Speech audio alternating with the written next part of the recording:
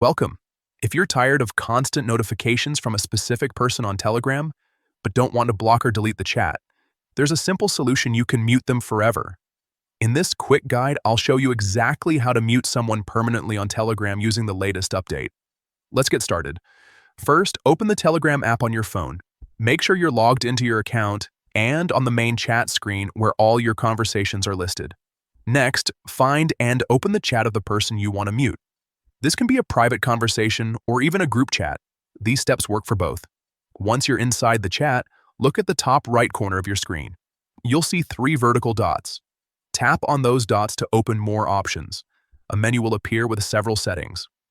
From here, tap on Mute. After tapping Mute, you'll see different time options like 1 hour, 8 hours, 2 days, and most importantly, Mute Forever. Go ahead and select Mute Forever. That's it. You've successfully muted that chat permanently. You'll still receive messages, but you won't get any notifications, sounds, or alerts from that person or group. This is perfect if you want to stay connected without constant interruptions.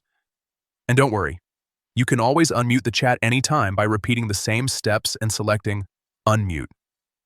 If you found this helpful, make sure to check out more Telegram tips to take full control of your notifications and privacy.